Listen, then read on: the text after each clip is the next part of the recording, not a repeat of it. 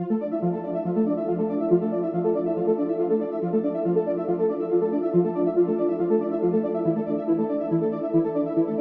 name is Tina Harris, and I am an associate professor in the Department of Anthropology at the University of Amsterdam. I teach across all the programs, so I teach in the bachelor's, the master's, and I have PhD students as well. I arrived in January of 2011. Yeah, and I'm here, and I'm sort of happily here as well.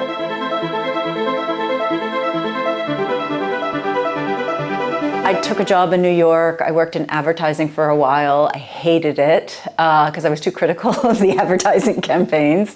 And then after that, I was offered a job at a place called the Social Science Research Council, which is this sort of, even though it's based in New York, it's this international organization that's funded by, say, the Ford, the Rockefeller Foundation. At the time it was, back in the 90s when there was a lot of money going to the social sciences, I guess. And there was a guy who was the head of the South Asia and Southeast Asia programs there, and his name is Iti Abraham, and now he's at Arizona State University. And he was great. He was basically this guy who said, you know, wow, you're really interested in the world, and you're really interested in interdisciplinary social sciences, and you know, and I would be the program assistant. So basically, my task was to go ahead of conferences and set things up. So I would go to all these places like Meghalaya in India, and I would set up these conferences that would be between, say, you know, water advocacy people from Nepal with, you know, like environmental activists from Malaysia with academics from Japan, and they'd all get together, and they were having so much fun. And these academics, they were like having a great time and joking, and I thought, oh, I want to do this. And he said, yeah, you can actually. Why don't you start by writing something? And I was like 20 or something like that. 20? No, I was older than that because I had graduated from university. And so basically, he encouraged me to, you know, to think more about the social sciences. But to be fair, I got into this because I just saw these social scientists having, like, they looked like they were really having a great time. And I'm sure I didn't really get behind all of that. But yeah, so I think that would be like my first sort of mentor. He was very encouraging, and then I decided after that maybe I'll try this grad school thing. I would say there are two people who I really thought were helpful. Of course, one was my supervisor. So my supervisor is this guy, a geographer named Neil Smith, who passed away, sadly. He was an excellent supervisor. Like, he totally believed in me. I didn't believe in myself, and he totally just said, you'll be able to do this. You know, you really, really are. You know, you've got some ideas, you know, you can make this work. And I had such low confidence. Like, had incredible imposter syndrome. But to have somebody, you know, by your side saying, like, listen, you can do this was really helpful. So I think that was another sort of person who mentored what it was like to be an encouraging supervisor. He basically said, okay, we're gonna meet every 2 weeks. And we're going to go through whatever you've written every 2 weeks. And we did that, and we sat and we met every 2 weeks. And he pushed me to read David Harvey's Limits to Capital, which I had such a hard time with because I'm not a maths person, and there's some math in there. And I see a graph and numbers, and my mind just goes blank. And he got me to understand it. And he said, listen, you're going to have to understand some of this in order to write what you're writing. And he said, no matter how long it takes, you're just going to go through this, and you're going to have to get it. And it's just steady as you go. You've got to, you know, you will be able to do this. And I think that was the moment where I thought, wow, you know, this is really intense. I don't think many supervisors kind of just stick with you like this. And yeah, and I sort of got it. I probably can't do it justice anymore, but it was really that sort of slow and steady and you will finish and the encouragements. And then also, and she doesn't know this, but Anna Singh, and I would say that she would probably be my most kind of like intellectual mentor in anthropology, because she was so generous. I actually met her when I was working at the SSRC, way before I even thought about going to grad school. And we were at a think a workshop in Malaysia or something, and then she just said, come with me, I need to go shopping for people in the jungle. So I was like, okay.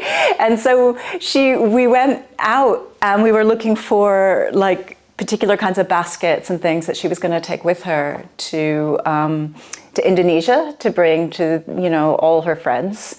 And we spent a whole day just looking for things to bring to her friends. And she was so generous. And at that time, I hadn't read any of her work. And then I thought, okay, I'm going to read some of her work. And it just blew me away. And I thought, this is what I'd like to do. And she's always been generous. Always. I send her a message every so often. She's so busy, but occasionally she'll write back and say, hope things are going well. You know, really, I teach her book. And so I tell her that. And she's always so happy and excited that our students are reading her work. And I don't think I've ever known of a more generous scholar, but who also is intellectually generous as well. And the way she writes is so helpful for me to think about, how do you write about things that are so entangled? How do you possibly write about this? And she does it in a way that flows, and she does it in a way that makes you think, and she does it in a way that's kind of funny. Yeah, so I would say she would probably be one of the people that I sort of look up to.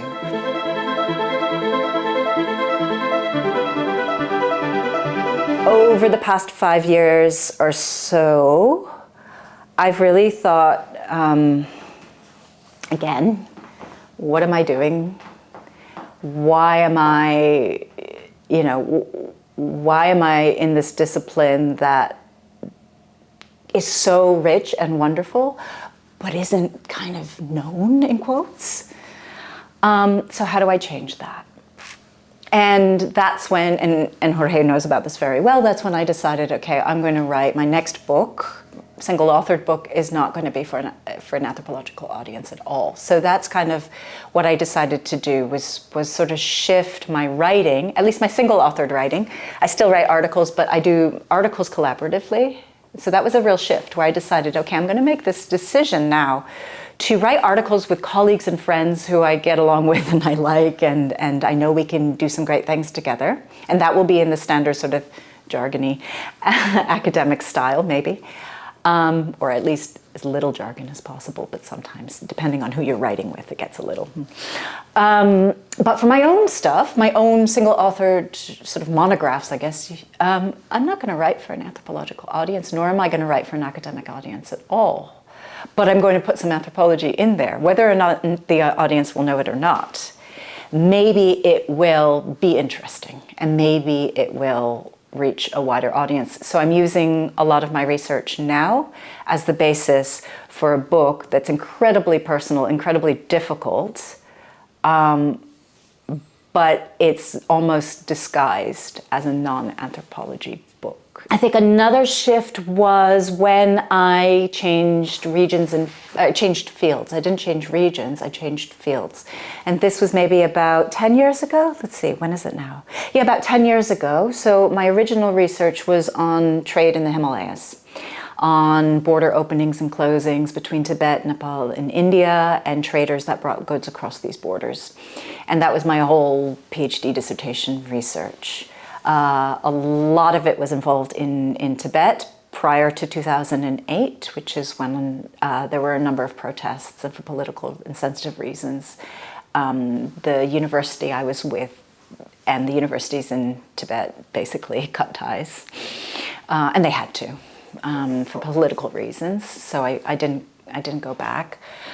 And then I had to decide, okay, well, what do I do if I'm not going back to the place that I spent a lot of time in? And it was really complicated because I still had some friends in Lhasa in Tibet, and they were like, yeah, probably not a good idea.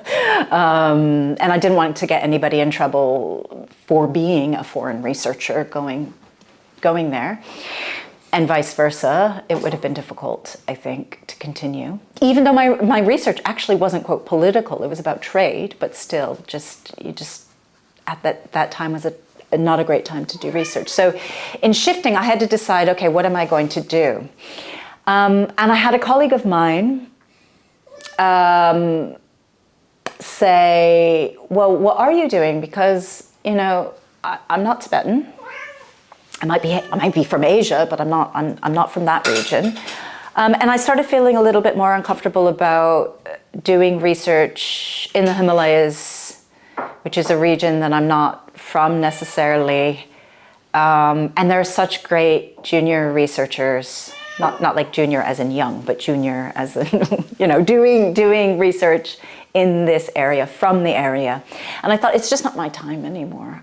I don't think I should do that. And that was my own decision.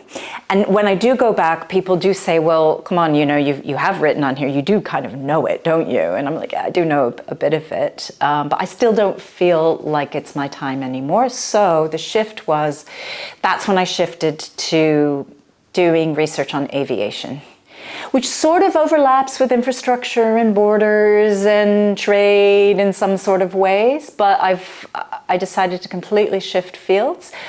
And at that time, I also, my son was born, and I thought, I don't think I can do fieldwork in the same way I did when I was childless.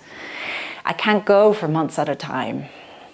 And people can't go for months at a time for all sorts of other reasons. They might be caring for someone or, you know, but for me at that time, it was sort of like I had to think, okay, how do I shift my whole fieldwork style? And I was at a complete loss. And again, if I'm really honest with you, I really felt useless. I thought, who am I now? Like, what kind of person am I?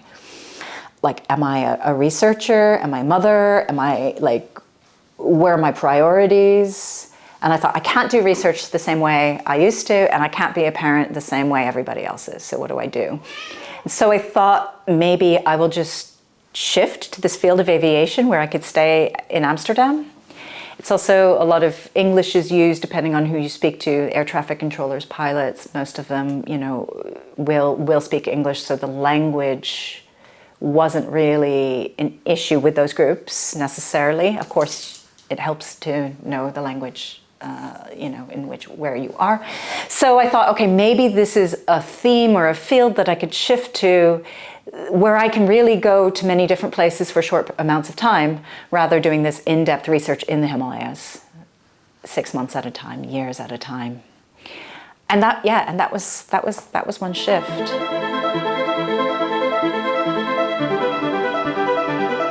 I think about what happens if I give an introduction to students who want to do anthropology, and like, what do you say, you know, especially at this moment when there's so much going on in the world. People have a lot to deal with, especially students these days, incredibly precarious, might have to take 2 or 3 jobs, might be dealing with visa issues if you're coming from outside of the Netherlands. And what do you do when you want to introduce students to anthropology who are like, what is this anthropology anyway? It's not something you normally have in secondary school, right? And so I tell them a very cheesy thing, with a very sort of silly basic thing, which is, you know, anthropology really does lessen misunderstandings between people. And the way it works is that anthropology doesn't necessarily celebrate all differences, because of course there's ethics, there's all sorts of, you know, complications there, but what it does is it makes you aware of the incredible diversity of ideas, of practices, of experiences.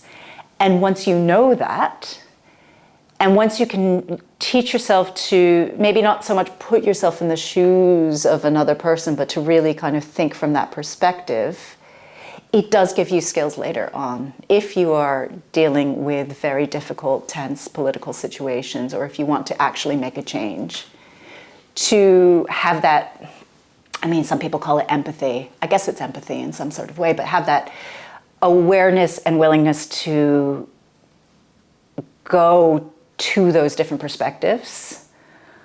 There's something that happens there that I think is the, what I say, the sort of cheesy basis for saying, hey, look, you know, like, why can't we all get along? I don't mean it like that, but I mean it like, there's a way of thinking that you're taught in anthropology that I think is so, so useful.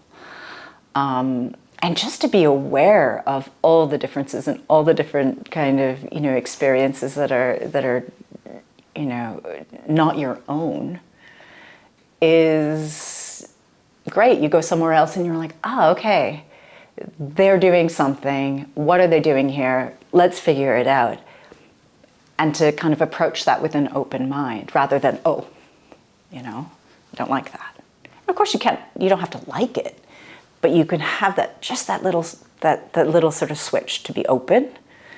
That's what anthropology does. And I think that leads eventually to sort of, it's a great leap, but it can help with making political change later on.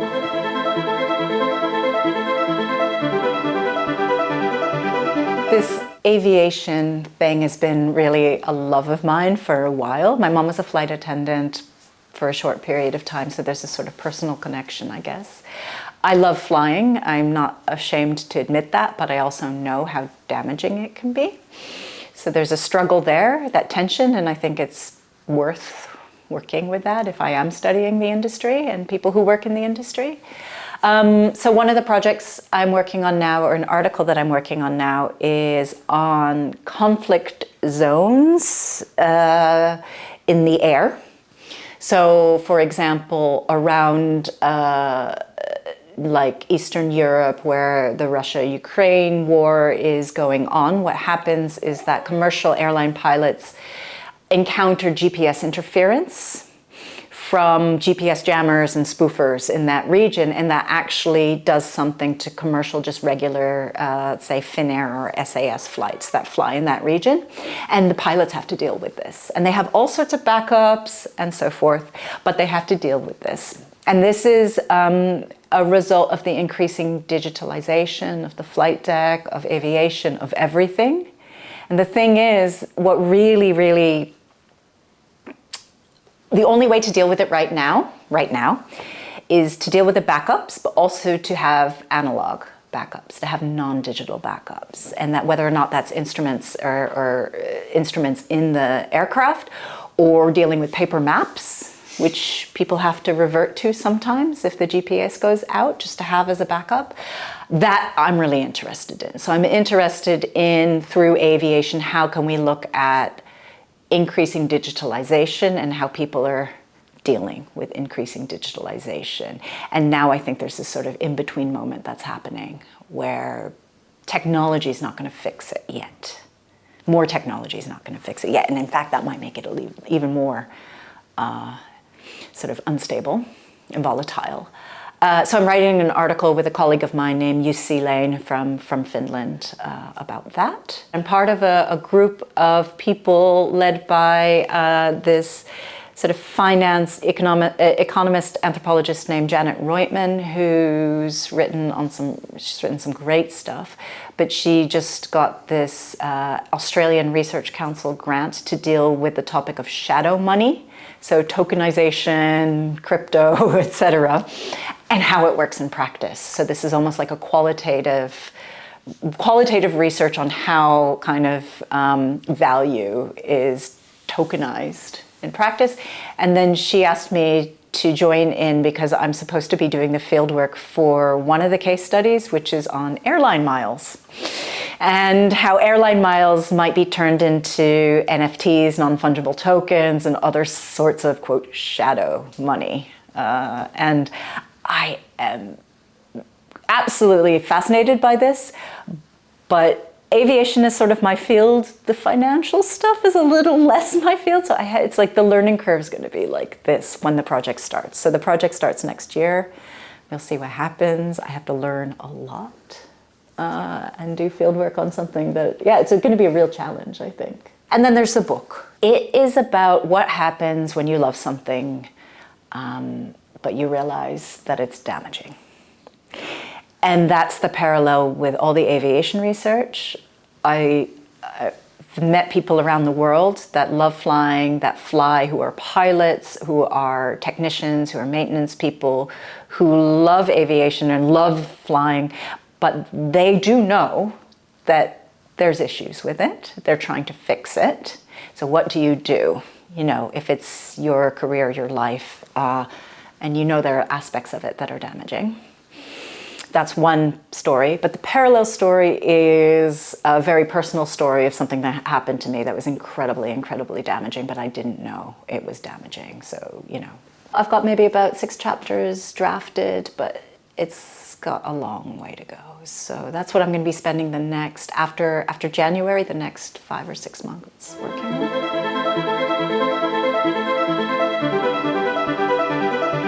A non-positive direction, the thing that really gets to me, I think, about anthropology.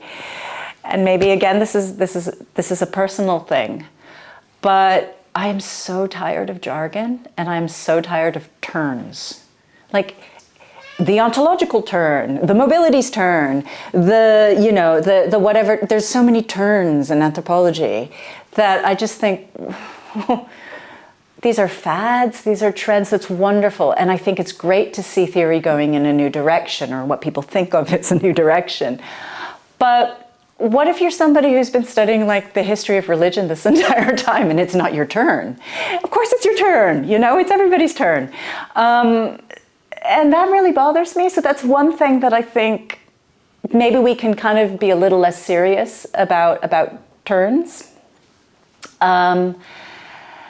And to work on what we think is I think useful in the moment. I come from a very weird background in terms of anthropological kind of, I don't know if you want to call it training, but my sort of anthropological experience. Because although I did some anthropology as an undergraduate, when I went to graduate school, my supervisors were both geographers who didn't really have an ethnographic background. So, when I talk about the development of anthropology, I will talk mostly about cultural anthropology, even though I have a sort of critical human geography background that's sort of informed most of my theory. But when it comes to anthropology, I think a lot of anthropologists always have a sort of uneasy relationship with it, or maybe just me, I don't know. And most people I know, most of my colleagues are uneasy with its colonial history. But one of the things that I think has been actually positive in the development of anthropology is this real awareness and real kind of reckoning with its colonial imperial past. And I think that over the past 10, 15 years, of course it's been going on before that, but I think there's sort of more of a burst of that over the past 10, 15 years, has been a good thing. There's more to do, a lot more to do. So that's one sort of positive direction I see it going in.